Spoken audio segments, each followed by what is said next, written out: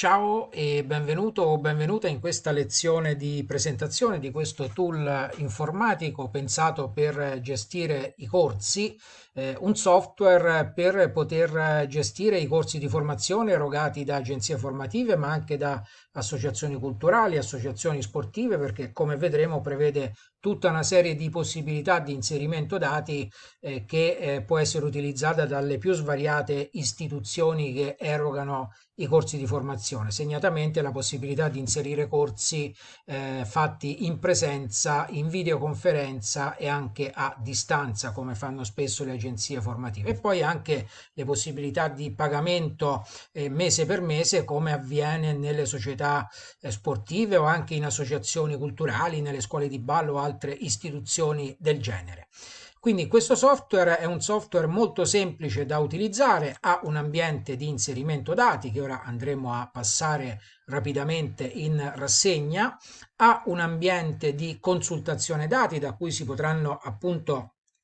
consultare tutti i dati che vengono via via inseriti e poi ha un ambiente che riguarda le stampe dove possono essere personalizzate le stampe, quindi per esempio quando si va a fare la stampa che si rilascia all'attestato a un discente si può mettere la città, lì, giorno, mese, anno, quindi può essere assolutamente personalizzabile, così come il piedipagina dove andremo a mettere i dati dell'associazione o dell'agenzia formativa che eroga i corsi. E poi ovviamente è possibile creare anche tutta una serie di report che vedremo che essenzialmente riguardano il rilascio degli attestati di frequenza ai corsi di formazione.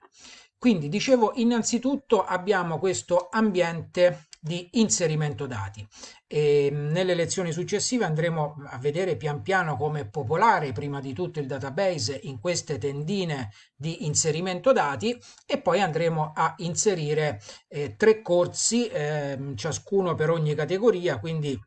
un corso in presenza, un corso di formazione a distanza, un corso erogato in videoconferenza. Poi da qui, come si può vedere, si possono stampare i report dei corsi erogati in presenza, a distanza o in videoconferenza. C'è anche la possibilità di stampare l'autocertificazione di chi fa il corso a distanza e l'autocertificazione di chi fa il corso in videoconferenza, cioè l'autocertificazione del fatto di aver presenziato alle lezioni, quindi l'autocertificazione prevista dalla legge. E poi c'è anche la possibilità, come vedi, c'è il modulo di iscrizione al corso di HCCP e il modulo di frequenza dell'HCCP a distanza con cui appunto si dichiara di aver frequentato le lezioni e per l'HCCP ci sono questi dati aggiuntivi che vedremo che dovranno essere aggiunti oltre quelli che vedremo per tutti gli altri corsi. Quindi qua su in alto vediamo che c'è questo ambiente di inserimento dati che riguarda la tipologia del corso. Ora non mi dilungo su tutti i campi perché li vedremo uno a uno quando faremo l'inserimento dati, quindi la tipologia del corso, i tre principali docenti, la sede, l'inizio, la fine, il costo, delle note che poi finiscono nel report. E da qui ci sono tutta una serie di pulsanti da cui, come vedremo, potrà essere subito interrogato il database senza andare nell'ambiente di consultazione dati che hai visto prima, quindi senza uscire da qui. Altri pulsanti che vedremo per gli alert che ci sono sui corsi, per le scadenze del corso e poi c'è anche la possibilità di creare una cartella per un corso, nel senso che se io clicco qui, come vedremo, si creerà automaticamente una cartellina gialla e da qui poi la potremo aprire sempre in relazione a questo ID corso numero 1 o numero N, dove all'interno potremo andare a mettere tutti i documenti relativi a quel corso, all'interno della quale ovviamente potranno essere aperte anche sotto cartelle. Vediamo rapidamente queste schede qua giù in basso, gli appunti promemoria, qui relativamente tutto quello che vado a dire ovviamente in relazione a un ID corso, in questo caso l'ID numero 1. Quindi è possibile prendere annotazioni promemoria, qui si possono scrivere fino a 64.000 caratteri. Qui ci sono i dati dell'azienda, se il corso viene erogato nei confronti di un'azienda, oppure se fosse un'azienda con delle sedi distaccate, qui può mettere la sede distaccata dove viene erogato il corso, oppure si può mettere anche niente in questa parte. Qui è la parte che riguarda l'inserimento dei dati sui partecipanti, dove semplicemente richiamando il codice fiscale e il nome di una persona si inseriranno automaticamente i dati che abbiamo inserito a monte su questa persona, come vedremo. E poi qui vedi che è possibile inserire anche le scadenze di pagamento se si trattasse di un corso di ballo, un corso di inglese, un corso di tennis in una società sportiva, quindi le scadenze mensili dei pagamenti della quota, c'è il numero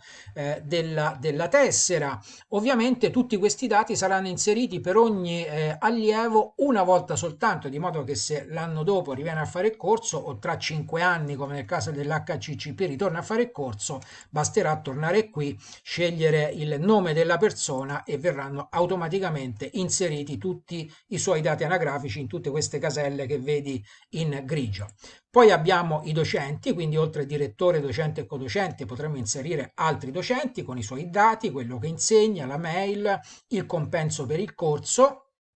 Poi abbiamo il registro del corso in presenza, dove andremo a mettere tutti questi dati relativi agli argomenti, ai moduli, alle presenze, alle date delle lezioni con gli orari di inizio e di fine. Lo stesso per quanto riguarda il corso in formazione a distanza, per cui devo andare in un altro record perché in questo caso ho inserito in relazione all'ID numero 2 un corso di formazione a distanza, anche in questo caso con dei dati precisi come vedi, come abbiamo visto precedentemente per il corso in presenza. Lo stesso dicasi e andiamo ad un altro record per il registro dei corsi fatti in videoconferenza. Poi abbiamo i documenti, nel senso che relativamente al corso potremmo mettere tutta una serie di documenti, i documenti su cui si devono preparare i docenti, le schede che i docenti danno agli allievi, ma anche i documenti che per esempio dobbiamo presentare presso un ente pubblico per ottenere un finanziamento per il corso. Spesso a volte accade che per dei corsi di formazione ci sono per esempio dei finanziamenti dello Stato, della Regione, del Fondo Sociale Europeo e quindi per accedere a quei finanziamenti magari iniziamo a registrare qui il corso molto tempo prima e ci mettiamo tutti i documenti che poi dovremo presentare per esempio alla regione per accedere al finanziamento del Fondo Sociale Europeo che ci finanzierà in tutto o in parte il corso. Poi abbiamo le scadenze del corso, quindi ci possono essere all'interno del corso tutta una serie di cose da fare di cui abbiamo bisogno di avere evidenza e quindi andremo a segnare qui tutte le scadenze del corso che sarà opportuno segnare. Qui abbiamo le firme della direzione, nel senso che queste firme, così come le firme dei partecipanti, andranno a finire direttamente nei report che sono precompilati, impaginati e dove andranno a finire tutti i dati che hai visto fino a questo momento. Questo è un ambiente per andare direttamente ai report, ma come abbiamo visto ci si può andare anche da qui. Da qui sceglieremo se si tratta di un corso in presenza, in videoconferenza o a distanza, perché poi le query metteranno i dati nei relativi cassetti e da qui sceglieremo se è pagato dall'azienda, se è pagato dal discente oppure se il discente paga in più soluzioni, come può essere nel caso di un corso di ballo, di un corso di tennis, ma anche di un corso più costoso che però può essere pagato a rate. Con il database si possono gestire quindi come detto tanti tipi di corsi perché ora sicuramente quelli in videoconferenza e quelli a distanza sono corsi che riguardano materie più per il lavoro, ma i corsi in presenza. Torniamo al record numero uno, per i corsi in presenza possiamo avere sia il corso di inglese come io ho scritto in questo caso, corso di inglese con tutti gli argomenti e i relativi moduli, ma può essere anche un corso, come dicevo prima, un corso di ballo, un corso di tennis dove andiamo a mettere qui tutte le scadenze di pagamento perché poi nell'ambiente di consultazione dati avremo evidenza di tutte queste scadenze in modo da non perdere di vista questo aspetto importante della gestione aziendale. Nella consultazione dati potremo cercare l'elenco dei discenti per il corso, i documenti che ancora mancano, se è necessario avere i documenti della persona, sicuramente sarà necessario nel caso in cui dobbiamo poi rendicontare, per esempio, la presenza al corso nel caso di finanziamento del Fondo Sociale Europeo o di altre istituzioni pubbliche, le firme mancanti da apporre in qualche documento che magari ci possono far comodo, le firme digitali.